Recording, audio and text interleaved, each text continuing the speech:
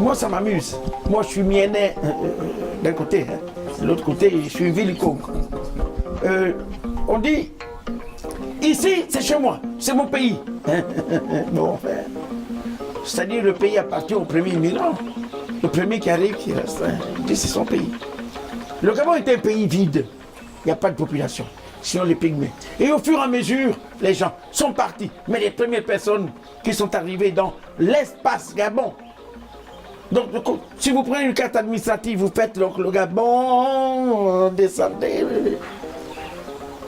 Ce sont les populations du sud-ouest du Gabon. Donc, les premières populations y a habité l'espace Gabon. Ce sont les populations qui ont appartenu au royaume Congo et au royaume Luango. Quelles sont ces populations? Les Bateke, ah oui, 2000 ans de civilisation. Ils étaient, avant qu'ils n'aillent faire leur royaume qui s'est spécialisé au manioc. Souvent les gens disent, donnez-moi deux manioc au bamba. Ah, c'est deux manioc teke. Enfin, nous on a l'habitude de dire bateke, qui est le pluriel. Alors il y a les teke. Les vili, qui sont en fait ceux qui commandent d'ailleurs. Les vili que l'on confond avec le pays, on dit les Luango. Mais le Luango c'est comme le Gabon, le Luango-land. À l'intérieur il y a pas mal de gens. À l'intérieur, et le Luango c'est 1860, mais avant 1860, au 15e siècle, c'est le pays où se trouve Mbanza Congo, donc qui devient en quelque sorte la direction, la capitale du royaume de Congo, avec K s'il vous plaît, qui se trouve au Bazaïr, Mbanza Congo. Et là, les Mayombe, les Vili, les Mayombe, Vili, les Gissir, oui, tous ces peuples sont là-bas. Parce que le royaume de Luango qui a eu à abriter d'une façon endogène, plusieurs de ces populations sont plus anciennes au Gabon que les miennes, dont je suis l'un des petits éléments. Mais vous trouvez Bateke, Vili, Vilko, Djissi, Loum, Ngoupi, que l'on appelle aussi Ngowe. Voilà. Mais Varama sont les premiers habitants du Fernavas. Donc, les Bungu avec les royaumes qui vont crier. Les Gissir, qu'on appelle ici Eshira. Oui. Les Nzebi, ah oui, les Nzebi. Les Nzebi, mais les Nzebi, qui sont d'ailleurs les cousins germains et les frères de Vili. Ils disent bien, Mouvili Ngombe, Moubot Morochi. Si tu es un Vili, tu dois, et que tu attrapes un Nzebi, 14e, 15e siècle, quand vont arriver, l'autre groupe qui sera prépondérant, parce qu'ils vont habiter aussi le bord de mer, qui sont donc les ancêtres miennes. C'est vous dire, bon, les autres viendront après. Au fur et à mesure, c'est par vagues successives. Donc il y a eu une migration des populations qui ont donné naissance à ces gens. Et moi je voulais dire quand même une chose, avant que vous me posiez votre question qui vous taraude les lèvres. Les Vili ont joué un rôle éminemment princier et éminemment profond, n'est-ce pas, dans la connaissance du pays et dans la répartition des groupes ethniques et dans la propagation, n'est-ce pas, de leur nom. Aujourd'hui, ils ne représentent pas grand-chose, puisque Pointe-Noire, qui nous appartenait et qui a été cédé au Congo sans revenir en 1925, est resté. Mais les Vili sont allés au Bazogoué. Ils sont allés... Bazogoué, c'est pas gentil. Hein? Pointe-à-Consort, c'est Pointe-Maconsort. Ils ont progressé en tant que chercheurs d'esclaves, en tant d'esclaves commerçants, jusqu'à ce qui est aujourd'hui le Moyen-Ogoué, qui est une région formée seulement en 1950, parce qu'avant, le Moyen-Ogoué n'était pas là. Le Moyen-Ogoué, c'était le Goué-Lolo, avec pour capitale la Souvie. Alors, et là-bas, vous trouvez des gens qu'on appelle Ivili. Quand bien même, certains intellectuels Ivili disent « Non, nous on n'est pas du Congo. » Oui, mais ils s'appellent Titoula, ils s'appellent Makaya. Bon, ne rions pas. Bon, bref.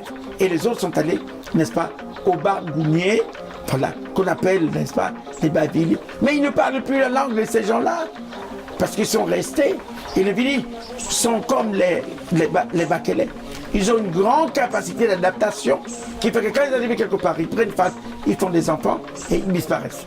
Et nous le voyons d'ailleurs aujourd'hui dans la région, n'est-ce pas, de Langounier, particulièrement dans le pays d'ici, où les noms de lieux sont des noms Kélé, mais il n'y a plus de Kélé. Ils ont baptisé. Vous voyez donc toutes ces populations vont arriver au fur et à mesure et vont peupler notre pays. Et elles reviennent de loin. Tiens, je pense pour terminer avec ça, à une population, ça fait scandale quand je le dis, mais quand vous prenez les quotas, oui, ils viennent du Zaïre. Ils viennent du Zaïre. Et les quotas, quand ils sont arrivés, ben, on verra plus tard ce qui s'est passé. Mais cette langue a donné naissance à 2 autres langues. Même quand les gens de la langue renient, mais ils ne font pas des études pour ça, pour savoir la substantifique moelle.